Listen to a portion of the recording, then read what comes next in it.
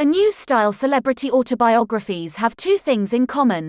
They are available in all manner of retail outlets, and none of them was actually written by the person whose name appears on the cover. Ghostwriters, who used to be rather looked down upon in the industry, are well on the way to becoming the dominant literary figures of our time. According to Lucie Cave, who wrote the autobiography of a Big Brother winner, all of these people who emerge from shows like Big Brother know just how much they can sell their first interview for.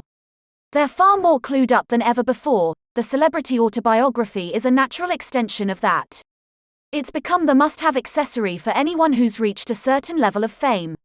Obviously, these people can't write their books themselves, so they need someone to do it for them. And yet only a few years ago, publishers regularly turned up their noses at celebrity autobiographies on the grounds that they were in either too down market or wouldn't sell. But now they're all in on the act, from the loftiest to the lowliest. So what happened to cause such a massive shift in attitude? To answer that question, we need to follow a trail that leads back to the British celebrity model Jordan. In November 2003, some very unlikely-looking people came to see the publisher John Blake at his London office. Blake's company specializes in the stack high showbiz end of the market. A succession of what looked like wide boys turned up, all of them covered in gold chains, he recalls. They said, "Do you want to do Jordan's book? We want £1 million up front and none of this nonsense about royalties." Amused but far from tempted, Blake declined, assuming that would be that. But still, Jordan's people continued calling him up periodically. Eventually, after every other publisher had turned the book down, Blake signed Jordan and her ghostwriter, Rebecca Farnworth, for a comparatively low fee of £10,000. "Can't say we had a great deal of faith in the book," he recalls. Being Jordan came out on a Thursday in May.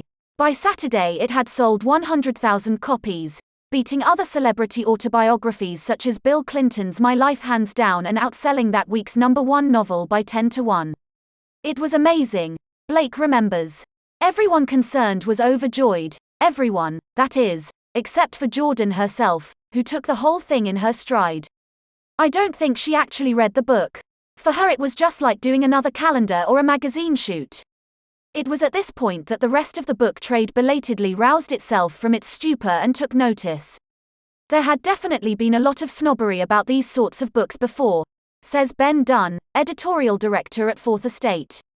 "But what was extraordinary was that the people buying the Jordan book weren't traditional book buyers. You had a situation where people were tossing paperbacks into their supermarket trolleys along with packets of biscuits. Suddenly, there were whole new marketing possibilities waiting to be tapped. When the market exploded, so the ghostwriter's profile within the book trade, and in several cases their bank balances, exploded with it.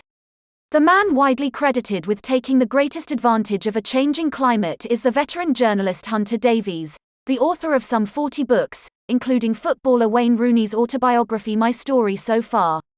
"The most important thing of all in ghosting," says Davies, "is getting the voice right. However, you're not necessarily trying to get their real voice, but rather the voice that people perceive as belonging to them. For instance, with Wayne, we all knew that he's only young and had virtually no education, so, had to keep it relatively simple. The result, while hardly introspective, did afford readers a glimpse of life inside Wayne's head." Another very successful ghostwriter says, "You're not their friend, but you must have an equality of relationship that makes it appear that you are.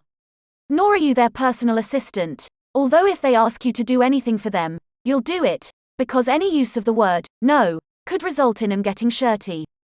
The new celebrity autobiographies may not be high art, but the most successful ones deliver an alluring mix of scandal, confession, hardship, and glamour. Mark McCrum is one of a new breed of ghostwriters. When he wrote Robbie Williams' Somebody Someday, and in the process redefined for the profession what a ghosted autobiography could be, he was one of several would-be ghosts who were interviewed for the job. As he says, "Elle found it very difficult at first. It was always rather formal, a bit like interviewing royalty.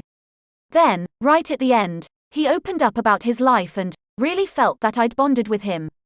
But whatever else ghostwriters might be in it for, it's not the glory if they're lucky. They might get credit, although this is likely to be buried away in such tiny print that you'd be lucky to find it without a magnifying glass.